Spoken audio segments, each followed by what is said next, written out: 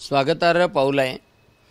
कारण लव जिहादची समस्या ही खेड्यापाड्यापासून तर कॉलेजेसपर्यंत शहरापर्यंत मोठ्या प्रमाणात पसरली आहे। म्हणजे मीच मेळघाटमधल्या कितीतरी मुलींना त्या जाळ्यातून अडकवण्यापासून वाचवलं। अमरावतीमधल्या कॉलेजेसमध्ये कॉलेजच्या बाहेर हे स्पष्टपणे असं जाळं विणलं जातं आणि त्या मुलींना अडकवलं जातं। आणि मी पाहिलं की त्या मुलींना पहिल्यांदा धर्मांतर करायला लावण्यात येतं आणि मुस्लिम पद्धतीने विवाह करायला लावतं। स्पेशल मॅरेज ॲक्ट असलं तरी त्याच्यानंतर धर्मांतरण करून तिला मुस्लिमासारखं वागवलं जातं। 2-3 वर्षानंतर सोडून देतात आणि त्या मुलींचं आयुष्य नरकासारखं होऊन जातं। आणि म्हणून या लव जिहादच्या संदर्भात संघर्ष सातत्यानं सुरू आहे। सगळ्या ठिकाणी मोर्चे सकल हिंदू समाजाने काढले होते आणि माननीय मुख्यमंत्री देवेंद्रजी फडणवीसांनी महासंचालकाच्या नेतृत्वाखाली लव जिहादच्या विरोधात कायदा बनवण्याकरता जी समिती निर्माण केली त्याचं मी मनपूर्वक स्वागत करतो। आमच्याही काही सूचना निश्चितच महासंचालकांना पाठवू आणि ज्या मुलींचं आयुष्य या लव जिहादनी बर्बाद झालं त्यांनाही दिलासा देणं अतिशय आवश्यक आहे। आणि त्याही गुन्हेगारांवर म्हणजे याच्या अगोदरही ज्या गुन्हेगारांनी मुलींचं आयुष्य बर्बाद केलं लव जिहादच्या माध्यमातून त्यांच्यावरही कठोर कारवाई या कायद्याने झाली पाहिजे।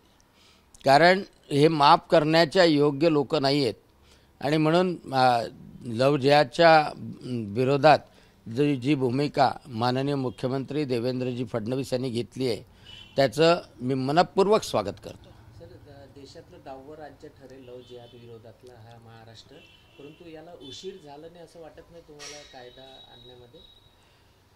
देशातलं 10वं राज्य आहे आणि खरं जर पाहिलं तर आता निवडणुकीमध्ये लोकांनी भरभरून भारतीय जनता पक्ष महायुतीला मतदान केल्यानंतर असं म्हणता येईल की या सरकारमधलं हे पहिलं पाऊल आहे। आणि त्यासाठीच लोकांची अपेक्षाही तीच असते की भारतीय जनता पक्षाला संपूर्णतः समर्थन दिलं तर वफ कायद्यासारखा कायदा त्यामधला बदल, लव जिहादसारखे लव जिहादवर अंकुश, लव जिहादच नाही आता लँड जिहाद पण सुरू आहे, अतिक्रमण पण सुरू आहे। अनेक मंदिराच्या दरवाजावर अतिक्रमण केलेलं आहे। अमरावतीमध्ये असे मंदिर आहे की त्याच्या एंट्री पॉईंटवर अतिक्रमण करून ठेवलेलं आहे। दुर्दैव असं आहे की अगोदरच्या सरकारच्या काळामध्ये ना तर नगरपालिका महानगरपालिका त्याची दखल घेत नव्हती आणि घाबरतात अधिकारी लोक। आणि म्हणून त्यांना समर्थन देणं, त्यांना निर्भीड बनवणं अतिशय आवश्यक आहे। कारण यांची हिंमत खूप वाढलेली आहे। कोणतीही खुली जागा दिसली तर ती आपल्या बापाचीच आणि त्याच्यावर अतिक्रमण करतात। तो लँड जिहादसुद्धा खूप महत्त्वाचा आहे। लव जिहादच्या विरोधात कायदा केला जातो आहे, तसाच लँड जिहादच्या विरोधात सरकारी जागेवर किंवा कोणत्या धार्मिक संस्थेवर जर कोणी अतिक्रमण करत असेल तर तेही ताबडतोब काढलं गेलं पाहिजे आणि त्याही व्यक्तीला शिक्षा झाली पाहिजे। एबीपी माझा, उघडा डोळे बघा नीट।